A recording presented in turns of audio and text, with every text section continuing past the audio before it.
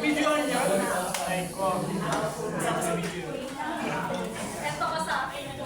Ito mabasa ka sa verse.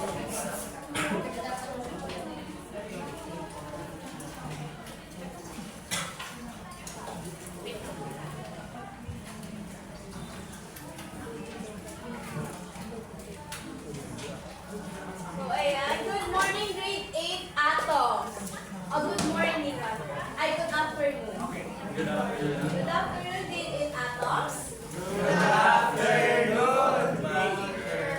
So, before we start our lesson for today, can we standing and let's have a short prayer. Can I ask someone to lead the prayer? Fatima? Let us bow our heads into the presence of the Lord. Dear Lord, thank you for bringing us together today. Guide our minds as we learn and understand new things. Help us to listen, respect one another, and do our best in everything we do. Grant us wisdom, patience, and kindness. We all that we do today, Amen. So thank you, Fatima. So now, before you sit down, can you check under your chairs if there's some trash? And if not, you may sit down.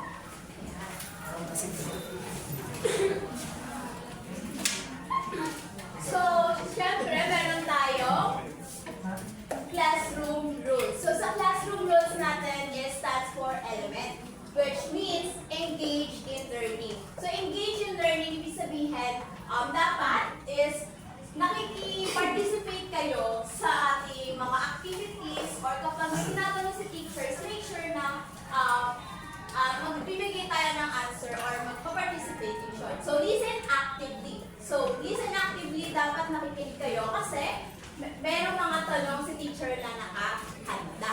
And then for another letter E, explore ideas. So kapag meron kayong katanungan or may pumasok sa utak nyo or isip nyo, ay parang curious ako sa bagay na to. So pwede nyo itanong kay si teacher, basta connected siya sa topic natin. And letter M is manage the voice. So kung makikipag-usap kayo or wag naman sana, pay attention tayo sa lesson natin.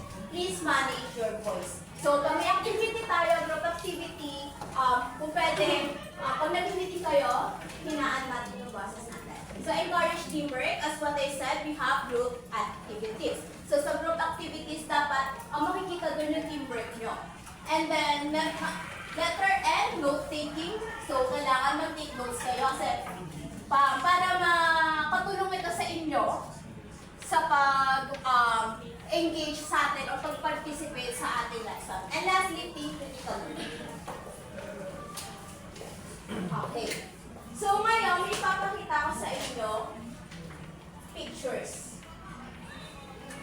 So, i-analyze nyo to for 1 minute and then meron akong hinandang mga letters na kung saan ay bubuuin nyo siya.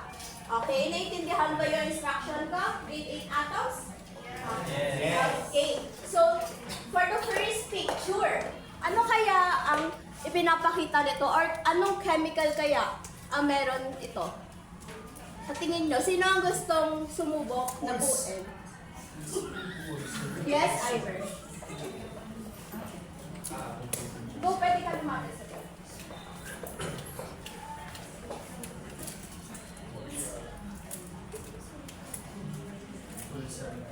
Sulfur. Sulfur. Okay. For the next. Okay. Ito kayang picture na to. Ano sa tingin nyo yung pinapakita ng element?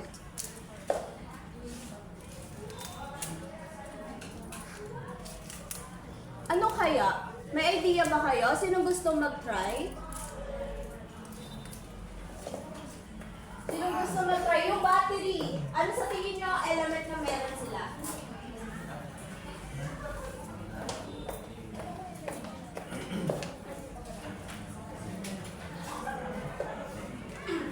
Ano kaya nabubuo ng word dyan sa mga letters na yan? RM? Teacher, hindi ko po alam. Ano yung mabubuo mo? Um, Sige,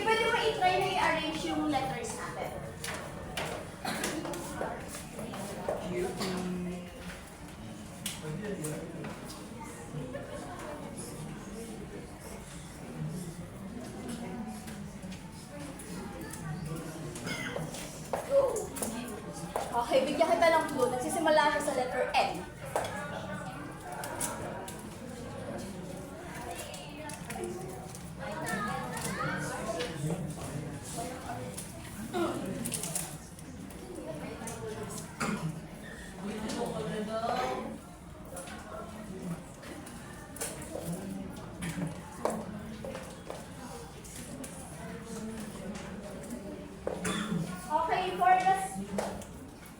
For the next picture, we have this, yung gas kaya natin, anong chemical or element ang meron sa atin?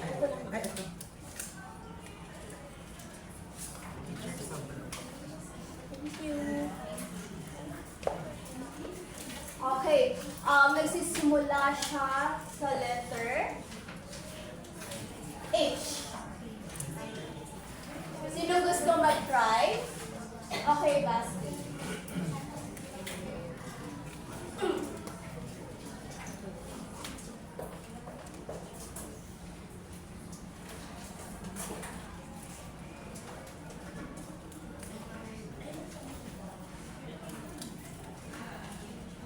Kulang pa rin ng letter R.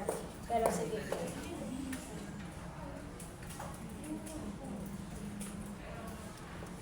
And then for the next is yung Coke. So familiar tayo sa Coke. Ano kayang chemical ang meron ng Coke? Meron siya.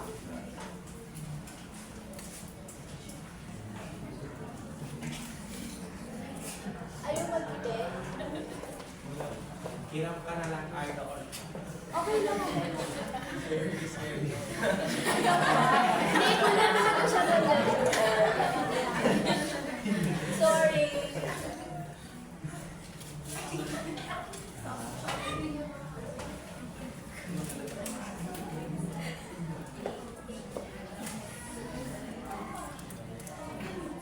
Ano, meron bang nakakaalam kung anong element ang pinapakita ng Coke?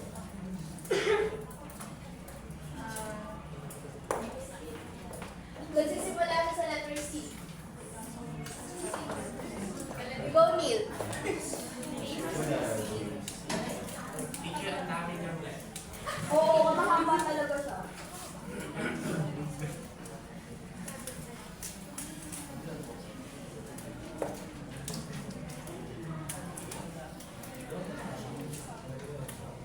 Ayan, sige nga, arrange mo siya. And for the last picture, we have this balloon. So sa balloon, anong chemical ang nakikita nyo? Or alam nyo ba kung anong chemical ang meron sa loob ng balloon? Yes. So ano? Sinong nakakaalam?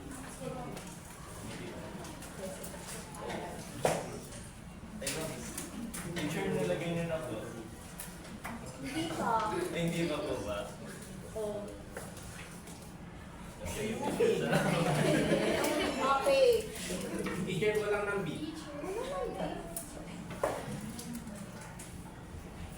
Okay, nawala na yung ibang letter. Ito, B.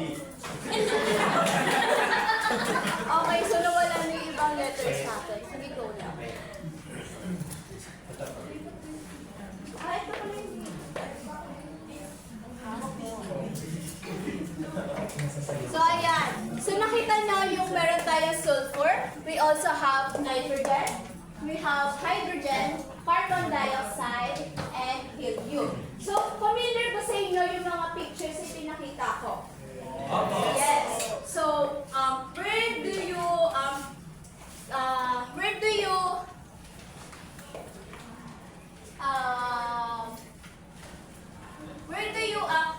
saan yung nakikita siya madalas or na-encounter? Where do you encounter these things in your daily lives? Yes, Alex? Yung gas, ma'am, sa bahay. Gas sa bahay o pag nagluluto. Any other hand? Yes, Basti. Balloon, pag may birthday. Pag may birthday or kaya kapag may occasion sa bahay natin. How about, meron pa ba? Yes, RL?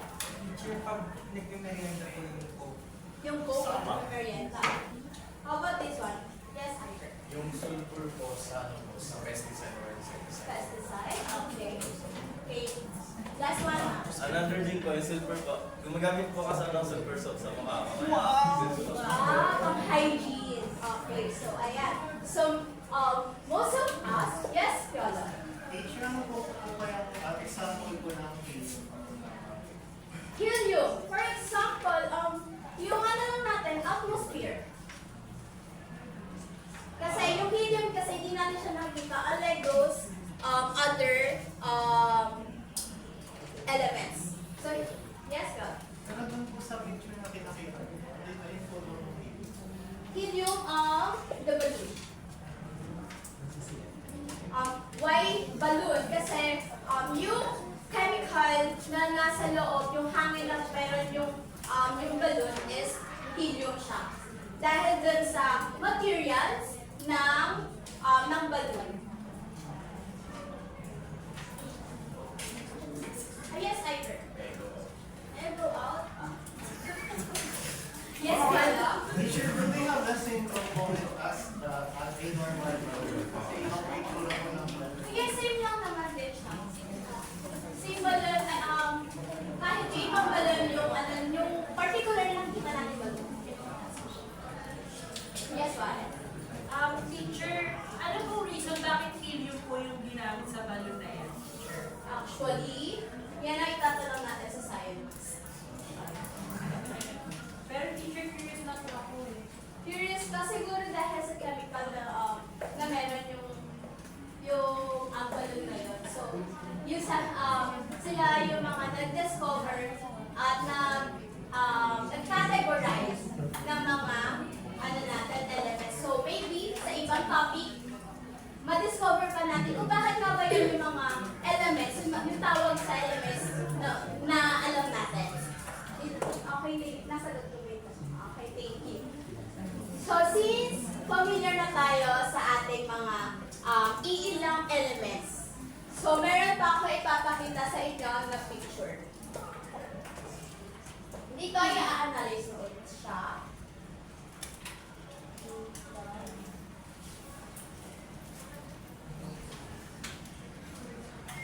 Ayan, so,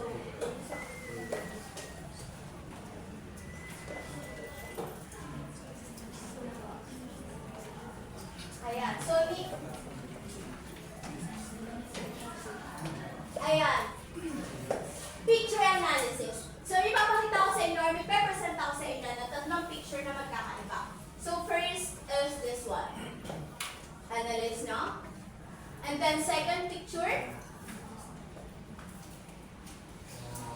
Then third picture.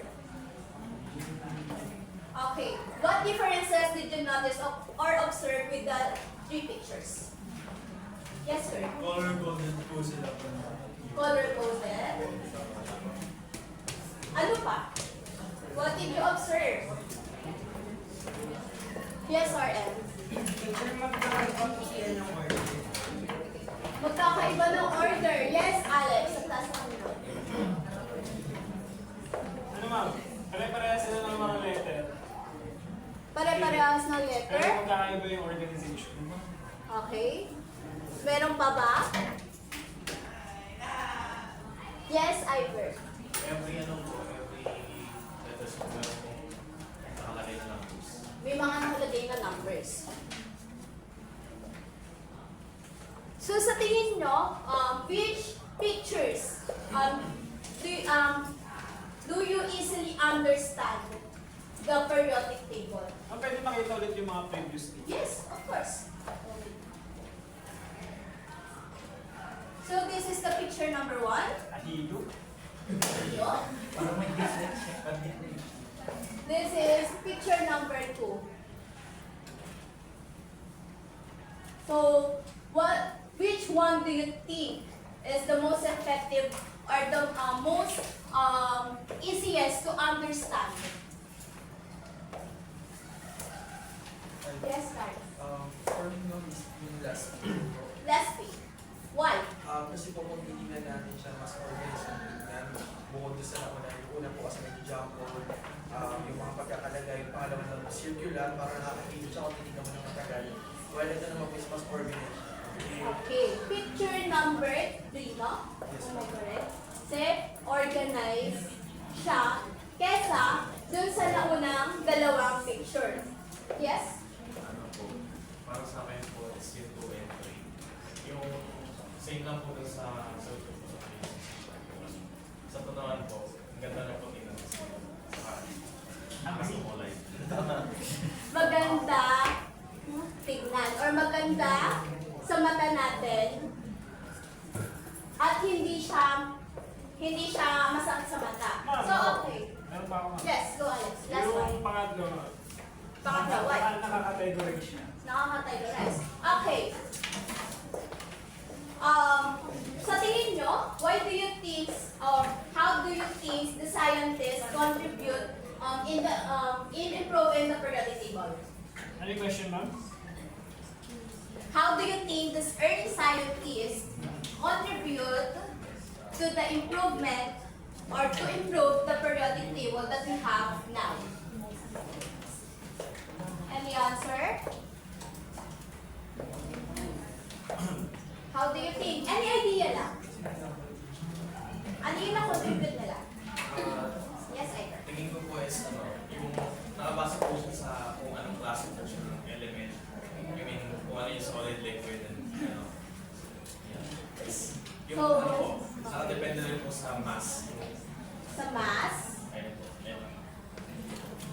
Okay, no? So yes, nakadepende siya or naka-organize. Tama ba? Mas naka-organize or ang contribution nila is sila yung nag-organize ng periodic table natin. So kaya, ngayon, ginagamit natin is mas maayos na siya at mas madali intindihin. So, how do you feel when you saw the two unorganized or unarranged picture or periodic table than the arranged one?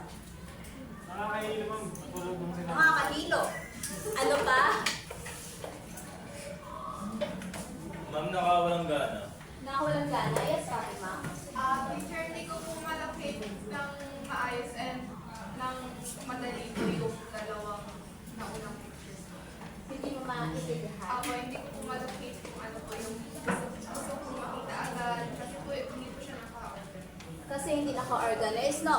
So, sa tingin nyo, what does keep the scientists to keep doing their work or their experiments even though they face challenges or difficulties? Any answer? Why do you think they kept going on doing their work even they faces difficulties, challenges, or errors? Kurt? Because po in the pursuit of science, for every discovery, kailangan po talaga niya ng i-journal or i-keep track po talaga. Journal? Kahit ganun kahirap. Sige, go. Yes po. So, journal, no, para makita nila kung ano yung mga improvements pa na kailangan nila. So, any other hand? Yes, Basti. Siguro po, para magbigay po ng accurate information. Accurate information. Sa tingin nyo,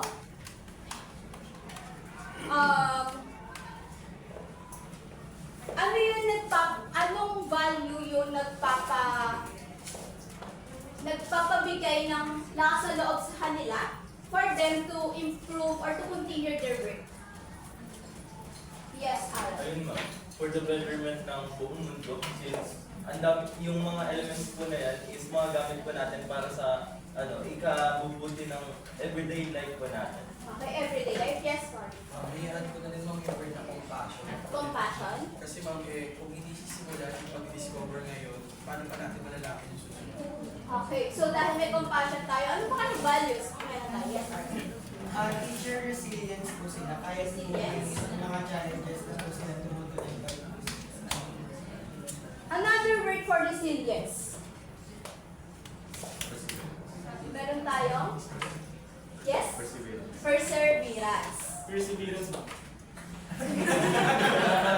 So, meron perseverance, meron, mga scientists natin ay meron silang perseverance kasi hindi sila nag-give up sa paggawa ng or pag-experiment nila para mabuo nila ang ating pinagamit table.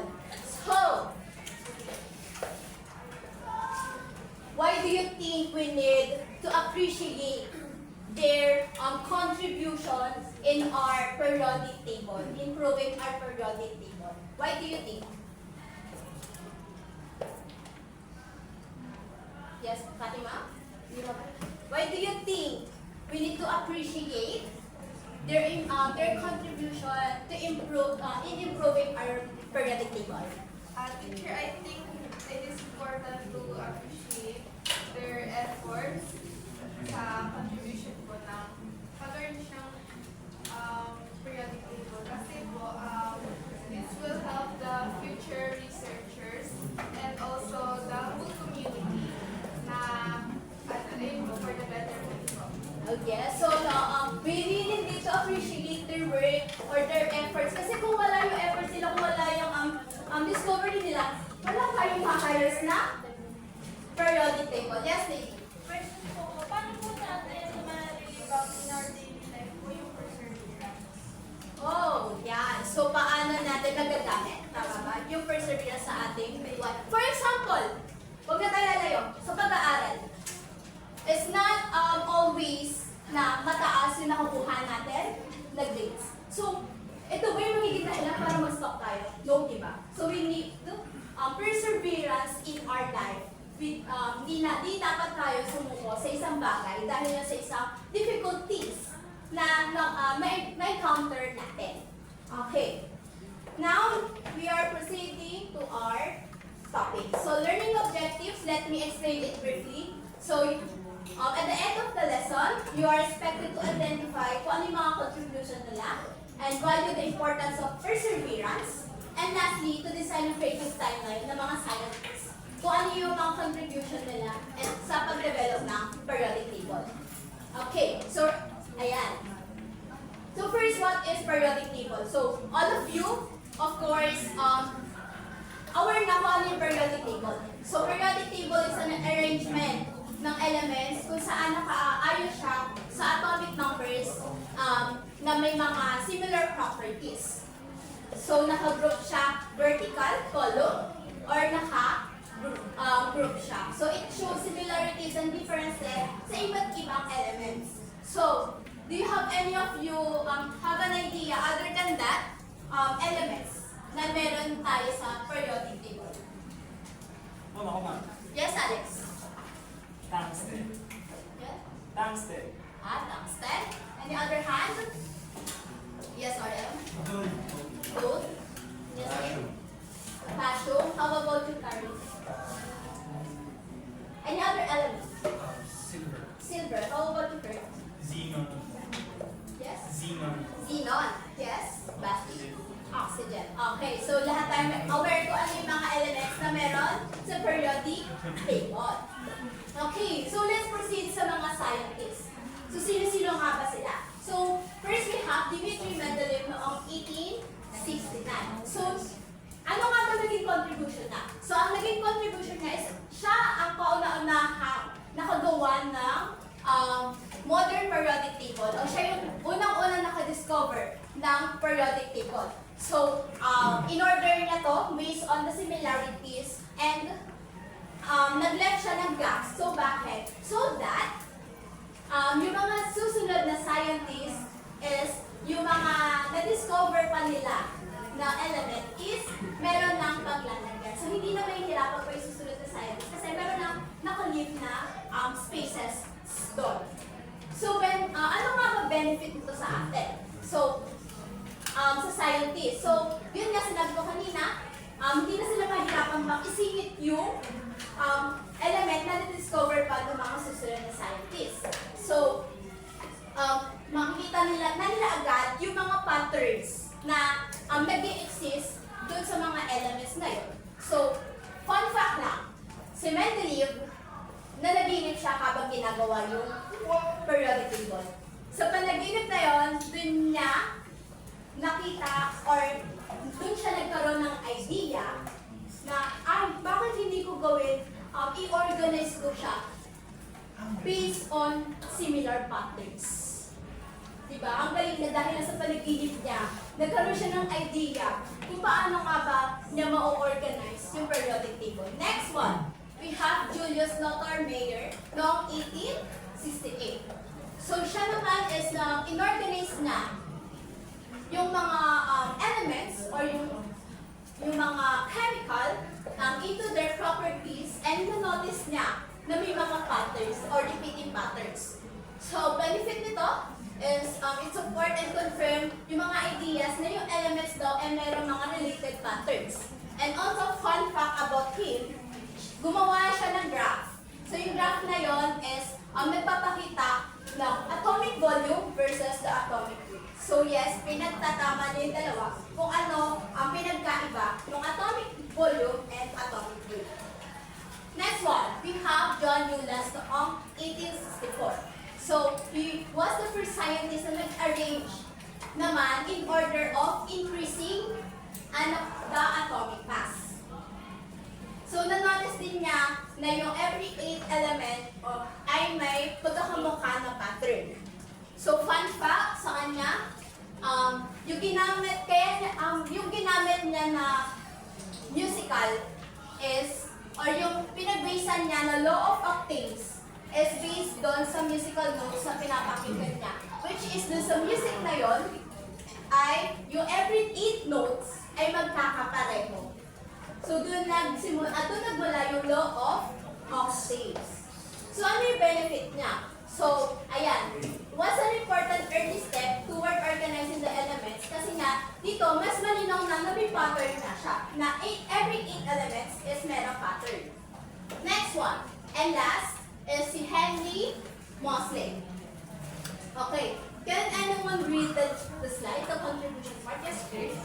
Henry Moseley discovered that each element has a unique atomic number, or number of protons, and showed that the periodic table worked best when elements were arranged by this number instead of their weight. Okay, so kung kanina, ipinakita doon sa unang scientist or sa ibang scientist, inarrange siya by atomic weight. So dito si Henry, inarrange niya into or by their atomic number. At napansin niya na each elements ay may iba't ibang klase or iba't ibang atomic number. So ano ba atomic number?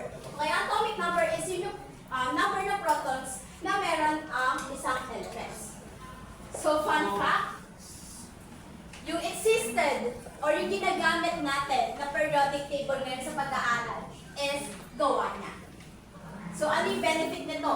Hindi lang siya nag-benefit sa iba pang scientists, kundi nag-benefit siya sa atin. So bakit? So nagkaroon tayo ng more accurate and scientific periodic table na ginagamit natin sa pag-aaral and even the scientists na hindi na sila nahirapan for their experiments. So, do you have any clarification or questions about our scientists?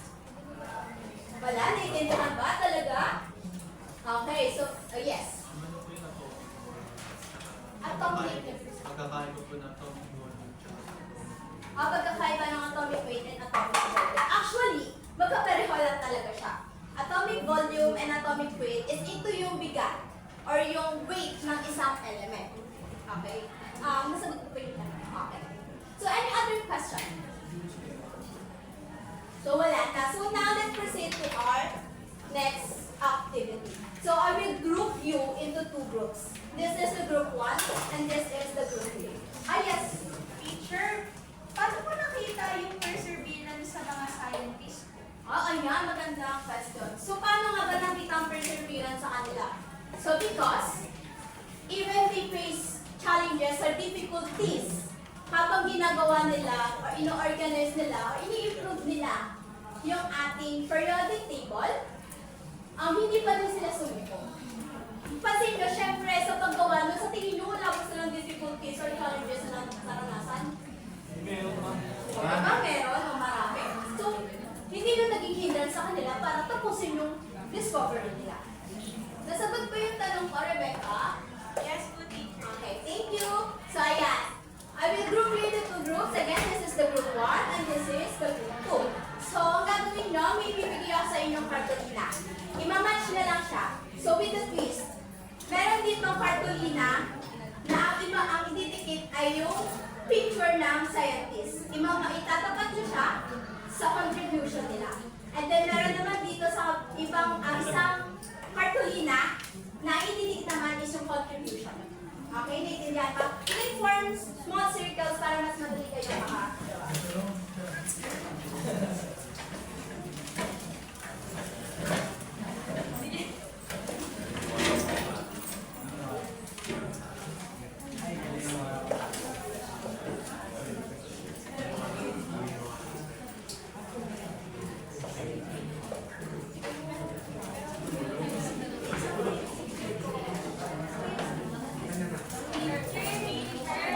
Yes, wala ko kanina nalimutan ko.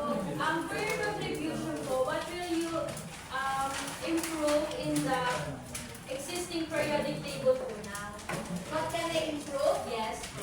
Okay, so as a teacher, so as your teacher, syempre meron din ako may mako-contribute sa ating periodic table. So what is it? So by explaining it to you, by giving knowledge kung paano nga ba ginagamit o kung anong elements at anong importante nito sa atin. Since makikita natin or na-encounter natin to in our daily life. Okay?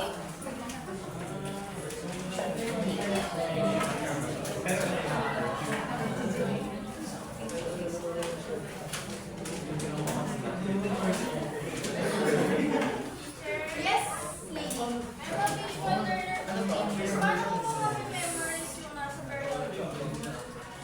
Yung periodic table, actually, may experience ko dyan. Okay? So, ang ginamit ko na technique is, hindi ko siya basta kinabisada lang kung ano yung order niya. So, bisado niyo ba siya or recognize mo yung sarili mo per properties or per group. Kasi may group talaga yung makikita mo sa periodic table, mapapasin mo, may mga magkakamukha ng so, pwede ka doon mag-start, same properties. Para hindi ka malito.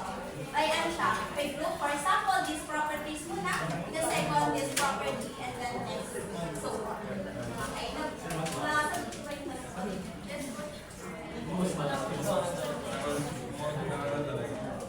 Teacher, hindi magkakamukha sila. Nagkakamukha sila, kahit ako dito. Ano ka na lolo ko to? Hindi sila nagawa.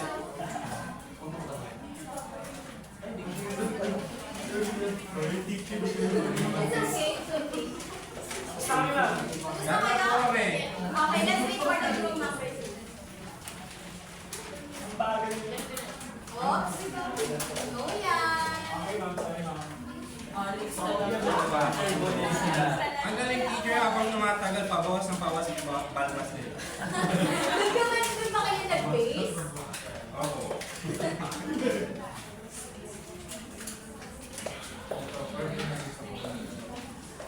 Tapos maayos din buhok nila. Ito magulo.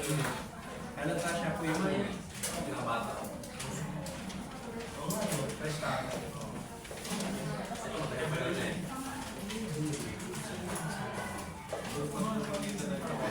Walang waklaan.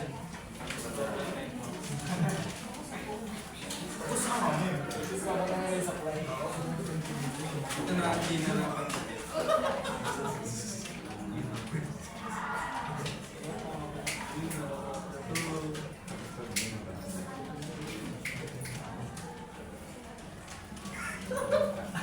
Maniwala sa sagot niya.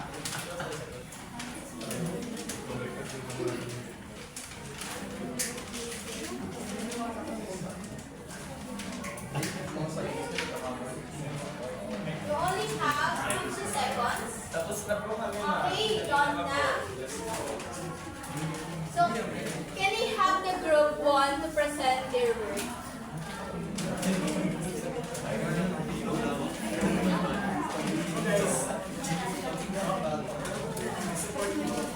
Okay, dito tayo. Para makita. So, ayan. Ayun, ma'am. Sa tingin nyo, tama yung ginawa niyo? Yes, ma'am. Mag-delete kami. Sige nga. Can you explain this? So, it's the first side is the original elements in order of increasing atomic mass and notice the reading part. Base kayo ma'am sa ano, yung mga baybok mo. Tama yan. Sabi nila ma'am, tama. Naniniwala ko sa kanila.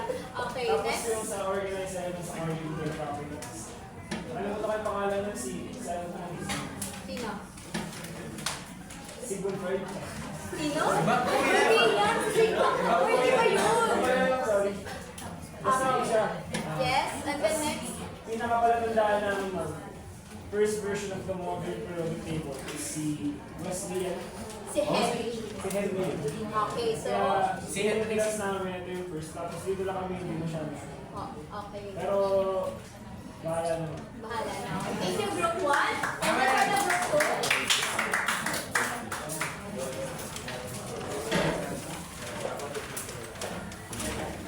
Hala ka pa rin. Ayun po.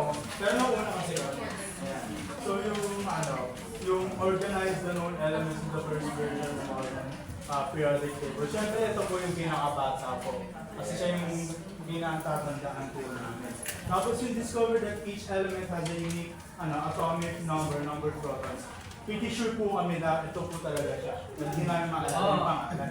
Tapos itong organized elements according to their properties, siyempre, siya. Ayun, pinamatanda. Tapos obvious naman kasi for scientists to arrange, obvious naman sa picture na ba? Kaya siya yung pinili po na. Okay. May pattern po ma'am Tsaka na pahaba din yung balbasin. pabata hanggang patanda. So, Evolution. so nag-base kayo sa age nila, sa age ng pictures nila. Okay, so you may sit down na. Thank you, Group 1 and Group 2. So as I can see, may mga tumama naman. May mali. Iba pa lang may mali. Then joke lang, kung tama naman kayo. So, dahil dyan,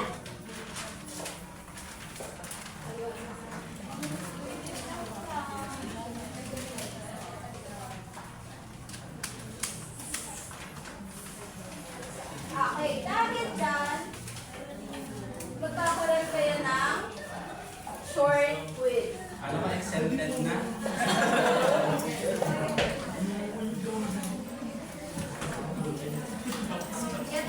Ang wala akong ballpen ma'am. Nakakontent na kami ba sila kagabi mo?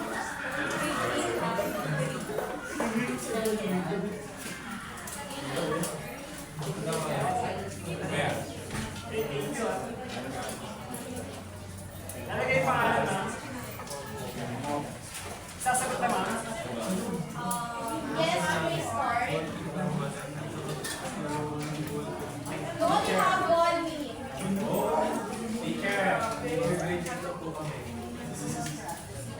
Okay, 2 minutes.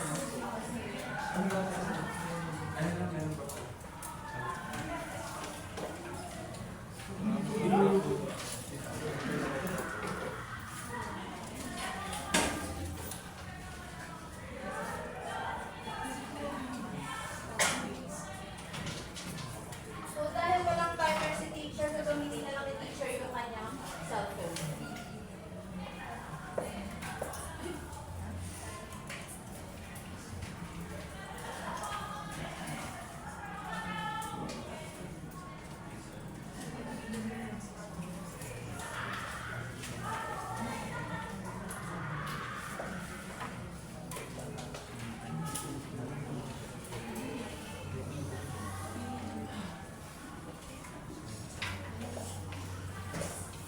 Okay, 1 minute and 30 seconds.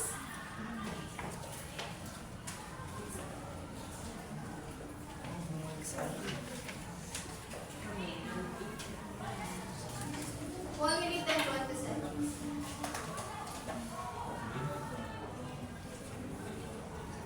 Nalagay yung pangalan ma'am.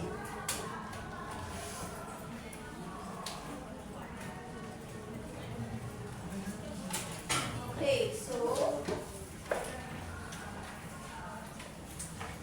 finish or not finish? Pass your papers na.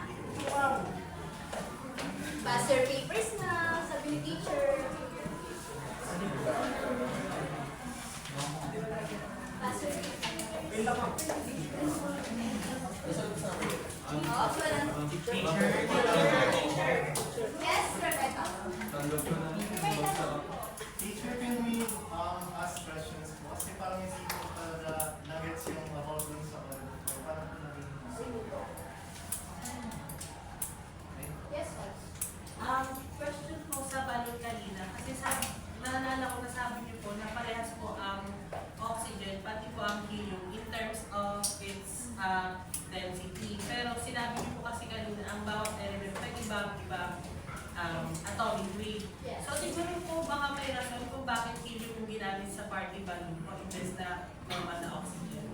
Yes, meron talaga siya. Kasi yung helium, may iba pa siyang chemical, which is similar naman sa oxygen.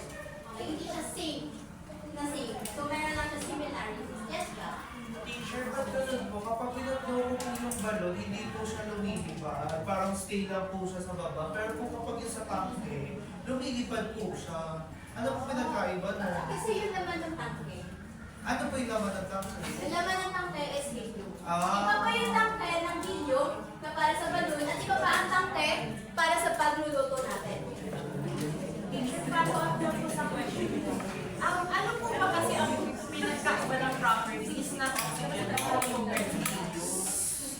Ang helium kasi ay mas mataas, ay mas mababa. Mas mabigat siya kesa sa oxygen. Kasi ang helium Hindi naman natin nakikita yung oxygen, di ba? So, paano natin nalaman na oxygen sa helium? kasi po may behavior po ang helium sa balloon na umaangat po yung balloon. Yes, kasi nasa loob siya ng balloon. So, doon sa loob ng balloon, doon papasok yung matter. So, sa matter, di ba, kapag yung gas, under siya sa isang object, nabubuo siya, nagsasama-sama. Which is, yun yung reason kaya umaangat yung balloon natin. While the oxygen, kasi di naman natin siya nakikita. Ay, siya yan. Yes, sir. Teacher, thank you po sa mga okay, thank you. Yes, Lara. Teacher, nagkaroon pa kayo ng experiment na ipilat yung mga balloon sa helium. Nandun po sa gas. Kasi sinabi niyo ko nung kanina, meron po types ng helium eh. Kaya nagtataka po ako kung tiraray mo siya. May I correct you, I didn't say na two types siya ng helium. Masabi ko, meron tayong two types of gas. So, isa, yung helium na ginagamit natin for balloon. And meron yung isa pang gas na ginagamit natin na mayroong hydrogen sa pagluluto. Okay, hindi meron pa bang confusion about the two? Wala na po, teacher. So, about you guys, do you have any questions or clarifications? Go lang. If may confusion kayo about sa element, about sa scientist natin. Okay, wala na? Okay, dahil dyan meron ako. Okay. And dahil dyan, dito na nagtatapos ang ating lesson. Okay. Ayan po, maraming salamat sa pagdalo ng demo teaching ni Teacher Manahan. Ngayon po, si Teacher Manahan na po ang tatawag sa ating evaluators para sa kanilang postcode for only 1 minute lang po dahil po meron pa po tayong demo teacher nakaschedule later after niya po. So, introduce nyo na po muna yung inyong evaluator with background lang. Thank you. Thank you. So we have four evaluators po. Isa sa from Valiant Animation with Mr. Fish. And then another three evaluators po for science quiz. Maybe start na po from science quiz.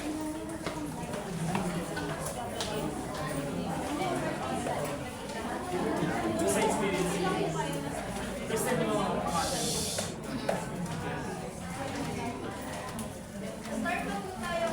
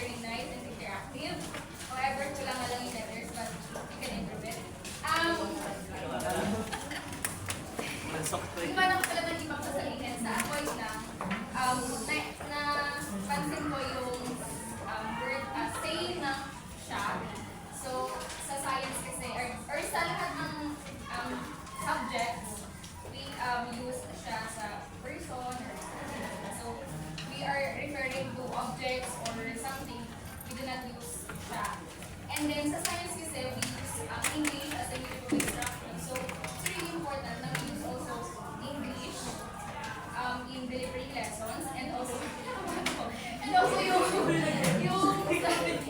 demo, yung sa answers ng mga students mo sa board.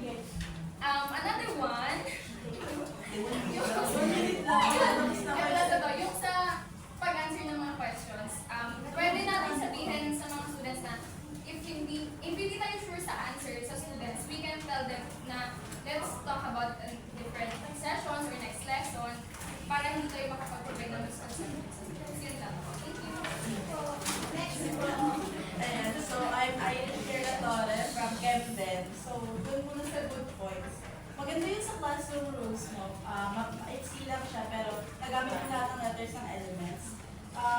Din sa pag-address ng questions, which is good, pero minsan hindi siya maganda kasi 45 minutes lang naman ang time sa science. So, addressing lahat ng questions sa class, hindi siya good. Pero nagawa mo naman sa kanya. So, okay pa rin siya, pero for real life setting, hindi siya applicable. Dun sa things to improve, dun din sa siya, avoid saying siya, ano pa ba? Sa picture analysis, masyado siyang mahaba, yung activity na yun. And then sa mechanics naman ng isang activity mo, hindi mo siya na-explain. So dapat in-explain mo siya. Yung time din ng activity, dapat sinabi mo sa kanila kung gano'n sila mahaba. Classroom management, ayun, medyo maingay yung mga students, hindi natin sila nasasaway. Instruction materials, hindi na siya readable kapag nasa harap. So nandito pa lang kami, hindi na namin siya mabasa. Dapat kahit hanggang doon kami tumulong, mababasa siya. And then, mababasa yung instructional yung instructional materials. Tapos ayun, sa misconceptions, avoid natin siya as much as possible. Thank you po. Next about Ayan, so I'm Eric from Bayo. Siguro umpisan ko natin dun sa mga nakita ko. Like sa motivation part, may mga very important dun sa elements natin na mapag-alala ng maigi kasi magkakaroon tayo ng misconception pagdating sa mga students. Like for example, yung battery. Na-confuse kami kasi actually yung word na nitrogen, malayo siya pagdating dun sa mga elements. Tapos dun sa may O, hindi siya carbon dioxide. Yung carbon dioxide is isang compound na sa element. Instead ng carbon dioxide, mas better yung carbon. Tapos dun sa activity, mas maganda siguro na nagbigay si teacher ng periodic table para sana mas ma-observe ng students kung bakit ganun yung color ng mga element, kung bakit ganun categorize yung isang element ng periodic table. Tapos sa lesson proper naman, siguro dun kanina, di ba, nagtanong yung isang student mo na teacher show your atomic volume and atomic weight. Mas maganda siguro kung nagbigay si teacher ng formula para sana mas may kinda ng students kung bakit para sa yung atomic na yun. And dito dapat katulad dito kanina sa may periodic table, di ba niliskas mo dun kanina kung yung atomic number, much better kung nagpakita ng picture kung nasa dun yung atomic number sa isang periodic table. Tapos, ayun. Thank you. Thank you po. And lastly po, sir. Ayan. So, ayusin mo mga pronunciation ng pangalan. I'm Jane Lynn. Okay. So, first of all, sa continue mo, kasi ano siya, I like how you ask, sinasabihan mo yung students mo na kung may tanong sila or naiintindihan nila yung or yung discussion mo kasi nga kami dito sa likod, medyo naguguluhan din kami sa naging discussion mo. And also, yung chalk talk mo, medyo bumaliktad tayo doon kanina, so fix your handwriting din. And i-clear ko na lang, sa avoid din, during your discussion, give your students acknowledgements to their answer. Parang hinayaan mo lang sila na nagsagot lang sila ng nagsagot. Then, hindi mo na sila in-acknowledge na good job, thank you for trying, thank you for answering. So, ayun, thank you for your demo teaching and congratulations.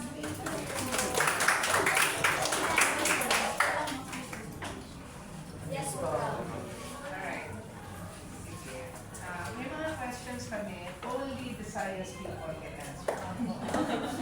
jump on agad to answer that kasi hindi rin namin alam yung tamang answer. No? That's why you're here with us today. Okay, so sige.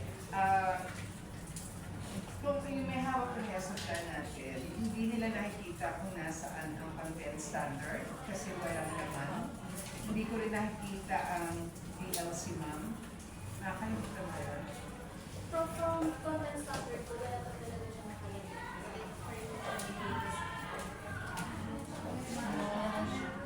Meron siya. Baka lang na-miss out na lang yun, no? Sige. Wala kasi siyang laman. Kami. Okay, sige. So, kasi yung point of reference namin yun kung ano yung coverage talaga hanggang sa aming maraming turn and discussion, no? Okay, so dapat kompleto siya. Okay,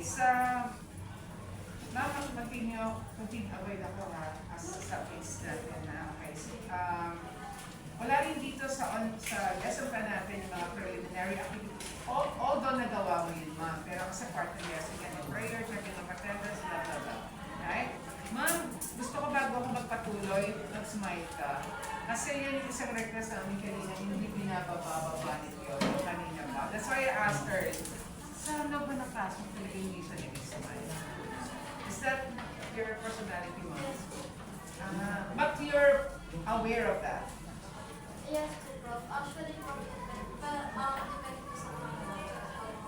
Depende sa kanila. Kids po kasi, or students po mismo talaga na, ano naman po ako, all science na. Eh, ma'am, student pa naman sila eh. Yes po, medyo na-pressure mo po. Oo, kaya siguro, parang overcome natin yun, Okay. Censure warms person ka naman, no? Okay, sige. Di ba yung voice teacher, katulad yung sinabi ng iba, you were moving around. Ngayon doon sa strategy na ginawa mo, creative naman siya, no? But I think it would be best na yung mga letters na yun, nakadikit na sa cartolina, no? Para doon na lang to save time. And double check the completeness of the letters, no? Doon na lang creative yung isang student mo na provide na ng blackboard. Okay, sige. Plus yung board management siguro, pwede pa natin siyang i-book. May issue kami at tungkol dun sa balloon talaga kanina, no? Yung traditional na bakit nililipad, ano ba yung content doon? Kasi ito yung mga bago ng klase ng party balloons na hindi ba yung binibigilin natin sa divisory? Air lang talaga, tama ba? Air yung kaya hindi siya nililipad. Okay, sige.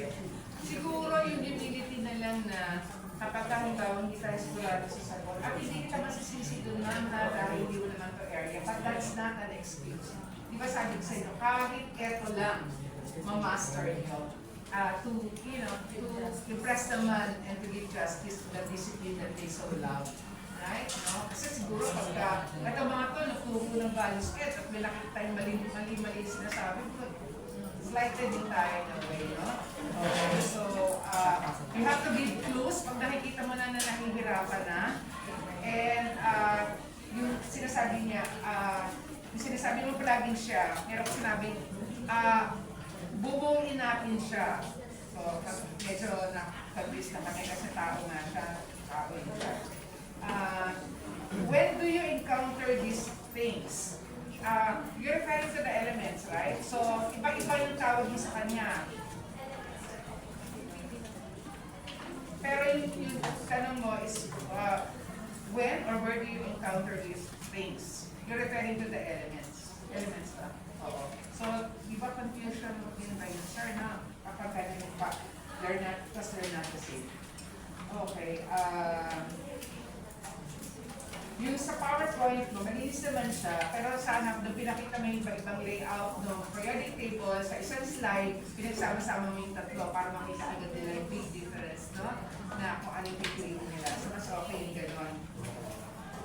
Yung sa processing question mo, I'm sure alam mo yung processing question mo, pero medyo nakakalimutan mo ba? Pero ano naman ako sa iyo, no? Saludo naman ako sa tapang mo. Totoo yun, na kahit ang nararamdaman mo na siguro na parang nakakaiba na yung mga flow ng lesson ko, ano pa rin? Ito ka ng perseverance. yung value na iyong dinidevelop, no? Kasi kinaya mo. Okay, sa Chalk Talk din, magpapaganon, baka pwedeng nakaano siya, no? Yung, para makita agad. And then, as nagandahan ako sa classroom management ko, you ask somebody from your class to stand up. Okay? Siguro multiple choice yung layout nung halimbawa yung tank, tapos ano yung mga elements, baka pwedeng picture yung gano'n. Okay. You ensured ping-pong reservation, kaya lang never ever make Wikipedia as your resource. Diba no? Meron tayo no yun sa akin. Okay, kung mo aminin sa Wikipedia. Huwag natin lagay yun. Okay. Naghahanap kasi ang lesson mo dito is ma-appreciate yung perseverance nila eh. So instead of just saying ano yung ginawa nila, dapat ang nasa pinush natin, ang hirap gawin nito. Di ba, no? Yung gano'n, yun yung pinalabas mo. Para, kasi yun yung hinihingi ng TLC mo, yung contribution nila. More than just telling them ano yung ginawa nila. So, more focus on that. Okay? And then, yung binigay ko sa kanila ng materials, baka naman pwede mas colored yung mama, di ba? Yung mga picture ng scientist. Tapos, mas malaki yung, ano ba yung mga contribution? Oo, mas malaki siguro, no? Para principles of IMs, all the way malinis.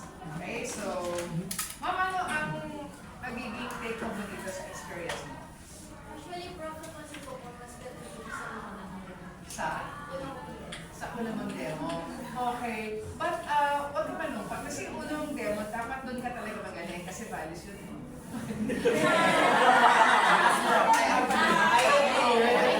Basta huwag ka malungkot.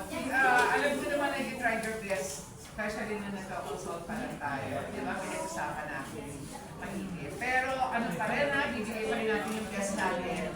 Kahit hindi na. Kasi pwede kayong pagturuin na kung ano-ano in the field din. Right? Okay. So, kakasayas, ayun, at least experience ka na doon. Okay, muli nagpapasalamat po kami sa aming